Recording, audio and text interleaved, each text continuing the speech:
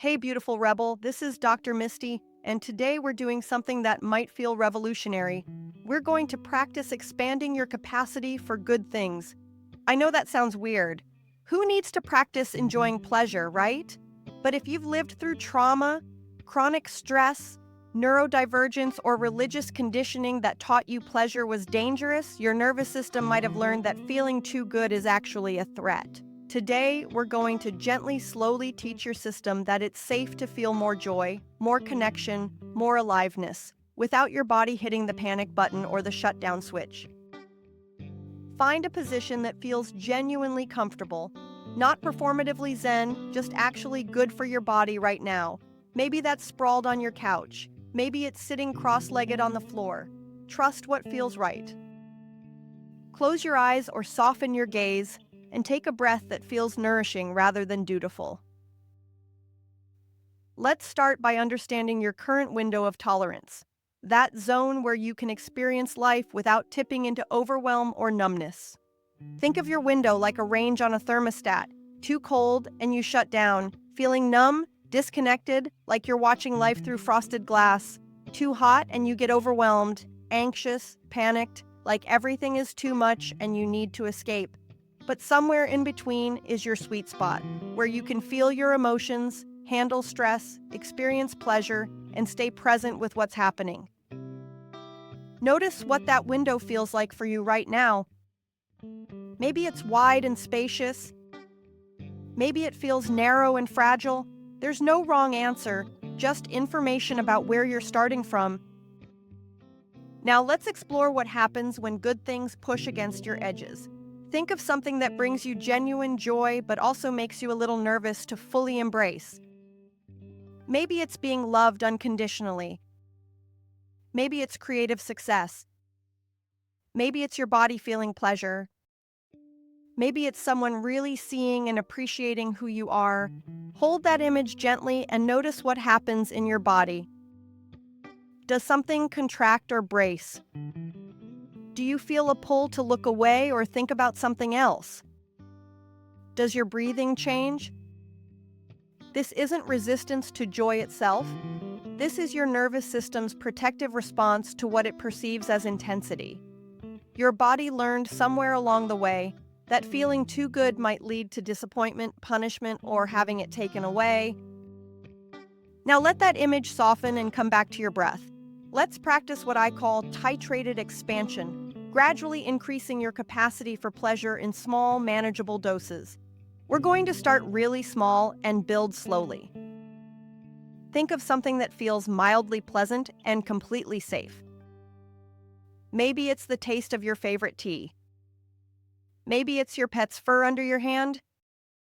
Maybe it's a text from someone who cares about you.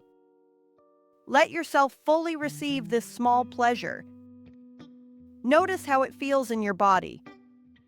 Does your chest soften? Does your breathing deepen? Can you let it be good without waiting for the other shoe to drop? Stay here for a moment, practicing the radical act of letting something feel nice without immediately moving away from it. Now we're going to expand just a tiny bit. Think of something that feels a bit more intensely good. Maybe a hug from someone you love, or the feeling of accomplishing something you're proud of, or your body feeling strong and capable. As you hold this image, notice if your system starts to activate or pull back. If it does, that's not wrong. That's just information about where your current edge is. If you notice contraction or overwhelm beginning, gently return to your breath and remind yourself, I can let this be good. It's safe to feel joy. The goal isn't to force yourself to tolerate more intensity. The goal is to practice staying present with goodness as it arises, recognizing when you're approaching your edge and learning to expand just a little at a time. Let's try something different now. Instead of thinking about external situations, let's practice expanding your window from the inside out. Place one hand on your heart and one on your belly. Feel the warmth of your own touch. Now imagine sending yourself the kind of compassion you'd give to a beloved friend. Not fixing yourself or trying to change anything. Just offering yourself unconditional kindness. Notice what happens as you receive your own care. Does something in you want to deflect or argue that you don't deserve it? Does it feel uncomfortable to be kind to yourself? If resistance arises, just notice it with curiosity. Oh, there's the part of me that learned kindness was dangerous. You don't have to fight it or fix it. Just acknowledge it and continue offering yourself compassion anyway.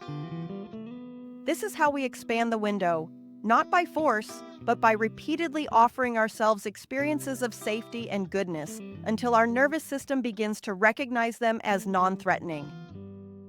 Let's practice with physical pleasure now. This isn't sexual, just the simple pleasure of inhabiting your body with appreciation. Starting with your feet, notice what it feels like to have feet. Maybe move your toes a little, feeling the sensation of movement and control. Move up to your legs, appreciating their strength and the way they carry you through the world. Your belly rising and falling with each breath. The simple miracle of your body keeping you alive without any conscious effort from you. Your arms and hands. Notice what it feels like to have these tools for touching, creating, expressing yourself in the world.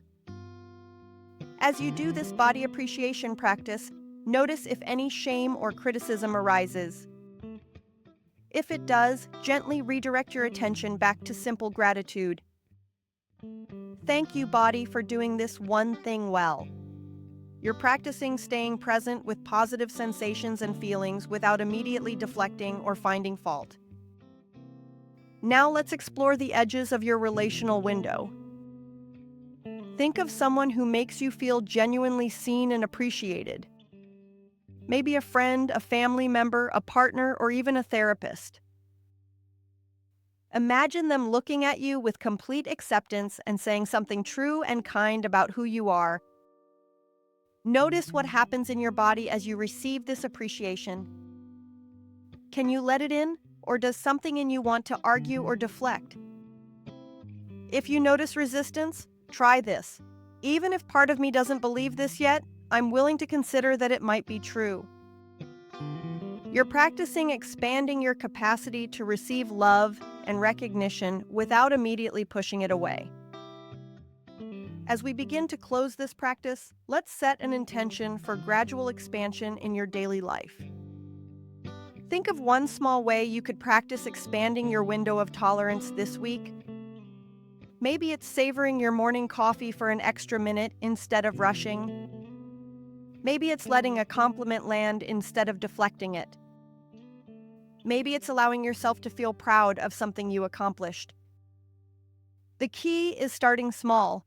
Your nervous system expands through repeated experiences of safety, not through dramatic challenges to your comfort zone. Take a moment to appreciate yourself for doing this practice.